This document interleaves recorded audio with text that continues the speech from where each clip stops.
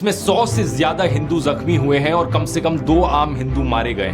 दोस्तों आइए जानते हैं सच क्या है। ढाका में 2 हिंदू नेताओं के अनुसार देश से भागने के बाद बांग्लादेश में हुई। नमस्कार दोस्तों, मैंने पिछले वीडियो में बताया था कि कुछ यूट्यूबर्स बांग्लादेश में हो रहे हिंसा के एवज में जश्न मना रहे हैं। जब पूरी दुनिया में मुसलमानों पर थू-थू होने लगी तो ये लोग मुसलमानों को बचाने के लिए बांग्लादेश में हो रहे हिंसा की लीपापोती में लगे। मैं ये क्यों बोल रहा हूँ, क्यों उन पर इल्जाम लगा रहा हूँ, ये जानने के लिए सबसे पहले आपको इनका वीडियो देखना होगा। फिर मैं बताऊंगा कि वास्तविक रूप से सच क्या है और कितनी घटिया मानसिकता वाले लोग जो जर्मनी में बैठकर भारत के लोगों को मैनिपुलेट कर रहे हैं। तो आइए शुरू करते हैं बिना किसी गाली गलौज के। दोस्तों इसने अपने वीडियो में कई भ्रामक झूठ फैलाए हैं। आइए देखते हैं इनके झूठ के बारे में।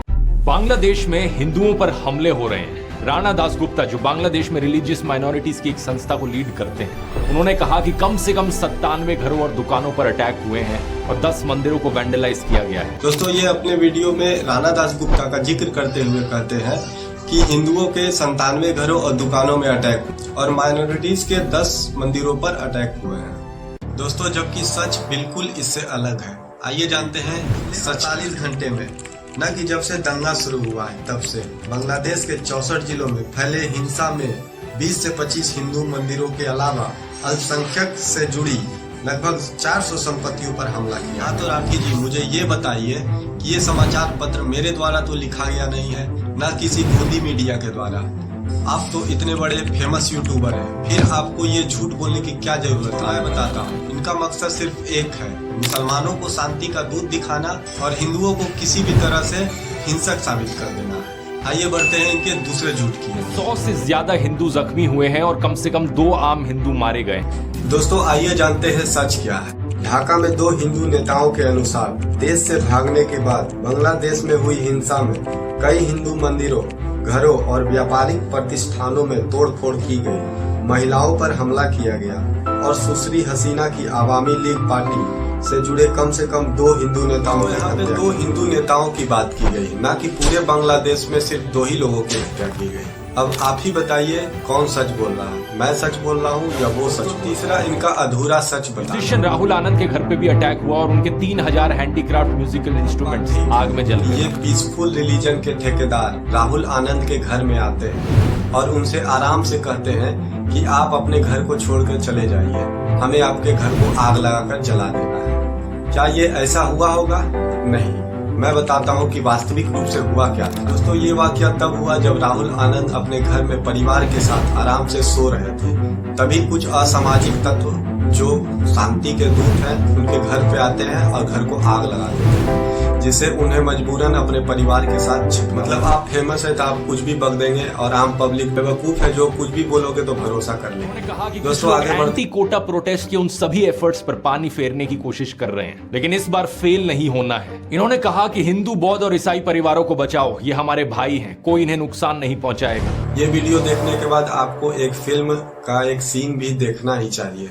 बोलो सर, यहाँ सिचुएशन बहुत खराब हो गई है सर। अगर आप परमिशन दें तो 5 मिनट में सबकी टांगे तोड़कर अंदर कर दूं। ओवर।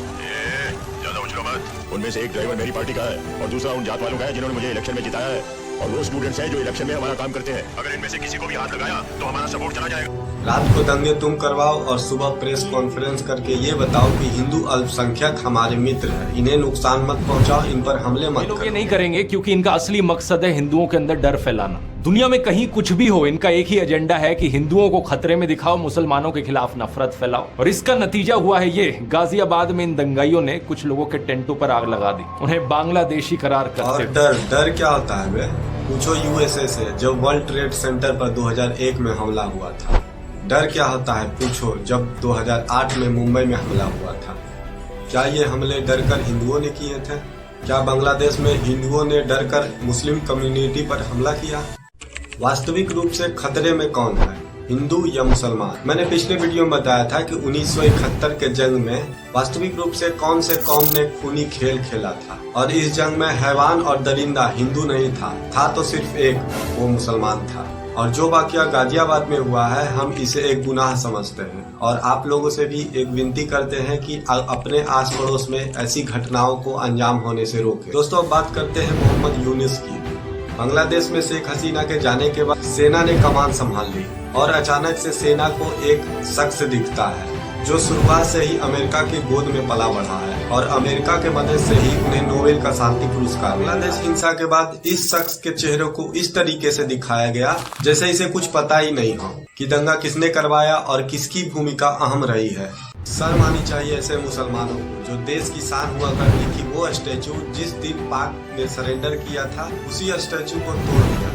इससे बड़ी क्रूरता और भयावह क्या हो सकता। ये हिंसात्मक रवैया किसका था? क्या वो स्टैचू तोड़ने वाला हिंदू थे या मुसलमान थे? दोस्तों अंत में मैं आपको एक मैसेज छोड़ रहा हूँ कि आंख बंद करके किसी पर भरोसा मत कीजिए, चाहे वो सेलिब्रिटी कितना भी फेमस क्यों ना हो और आपको लगता है कि उसके पास बहुत सारा दिमाग है, लेकिन वो दिमाग के आगे खेल खेलता है और आपके माइंड को मैनिपुलेट करता है। ऐसे ही भरोसा मत किया कीजिए क्योंकि भरोसे वाले ही होते हैं। दोस्तों यह वीडियो आपको कैसे लगी प्लीज कमेंट करके बताएं।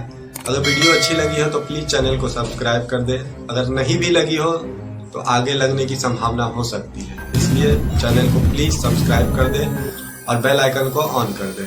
मिलते हैं नेक्स्ट वीडियो में। धन्यवाद।